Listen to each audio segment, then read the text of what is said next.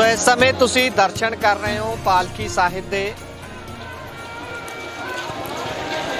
शहीदां दी धरती श्री फतेहगढ़ साहिब विखे इस समय नगर कीर्तन सजाया गया है अते पालकी साहिब दे उपर फुल्लां दी वर्खा हो रही है। तुसी दर्शन कर सकते हो।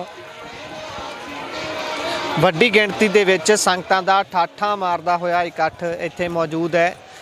दुनिया भर तो सिर्फ पंजाब तो ही नहीं दुनिया भर तो वख-वख कोनिਆਂ तो दुनिया दे संगत इत्थे पहुंची है। शहीदां ਸਿੰਘਾਂ दी नूं नतमस्तक होण उन्हां दी शहीदी नूं याद करन दे लई। धन धन बाबा जोरावर सिंह जी, धन धन बाबा फतेह सिंह जी, उन्हां दी शहीदी नूं याद करदिआं माता गुजर कौर जी नूं याद करदिआं वड्डी गिणती दे विच संगत इत्थे नतमस्तक हो रही है। फुल्लां दी वर्खा लगातार पालकी साहिब दे उपर कीती जा रही है। तुसीं दर्शन इस समय पंजाबी रेडियो USA दे माध्यम राहीं कर रहे हो। लगातार तस्वीरां तुहाडे नाल साझीआं कर रहे हैं पंजाबी रेडियो USA दे जरिए।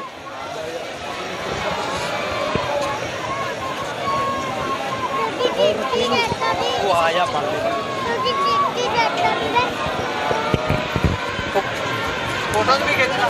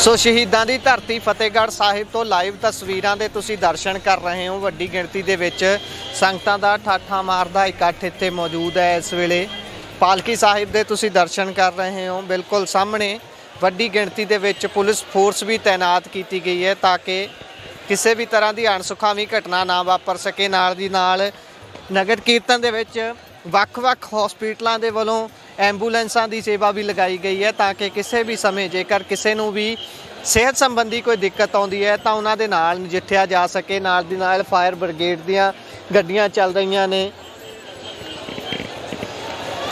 वड्डी गिणती दे विच निहंग सिंह फौजां भी पहुंचिया हुई ने दर्शन करन दे लई।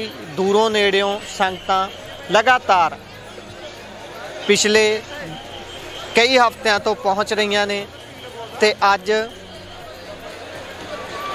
ਸ਼ਹੀਦੀ ਜੋੜ ਮੇਲਾ ਇਹ ਸਭਾ ਆਪਣੇ ਸਿਖਰ ਤੇ ਹੈ। ਦਰਸ਼ਨ ਤੁਸੀਂ ਕਰ ਰਹੇ ਹੋ ਸ਼ਹੀਦਾਂ ਦੀ ਪਾਵਨ ਧਰਤੀ ਫਤਿਹਗੜ੍ਹ ਸਾਹਿਬ ਤੋਂ, ਜਿੱਥੇ ਧੰਨ ਧੰਨ ਬਾਬਾ ਜ਼ੋਰਾਵਰ ਸਿੰਘ ਜੀ, ਧੰਨ ਧੰਨ ਬਾਬਾ ਫਤਿਹ ਸਿੰਘ ਜੀ, ਮਾਤਾ ਗੁਜਰ ਕੌਰ ਜੀ ਦੀ ਲਾਸਾਨੀ ਸ਼ਹਾਦਤ ਨੂੰ ਕੋਟਨ ਕੋਟ ਪ੍ਰਣਾਮ ਕਰਨ ਦੇ ਲਈ ਸੰਗਤਾਂ ਇੱਥੇ ਵੱਡੀ ਗਿਣਤੀ ਦੇ ਵਿੱਚ ਪਹੁੰਚੀਆਂ ਹੋਈਆਂ ਨੇ। ਲਗਾਤਾਰ ਤਸਵੀਰਾਂ ਦੀ ਸਾਂਝ ਤੁਹਾਡੇ ਨਾਲ ਪਾ ਰਹੇ ਹਾਂ। ਸੰਗਤਾਂ ਵਾਹਿਗੁਰੂ ਵਾਹਿਗੁਰੂ ਦਾ ਜਾਪ ਕਰਦੀਆਂ ਹੋਈਆਂ ਨਾਲ ਨਾਲ ਨਗਰ ਕੀਰਤਨ ਦੇ ਚੱਲ ਰਹੀਆਂ ਨੇ।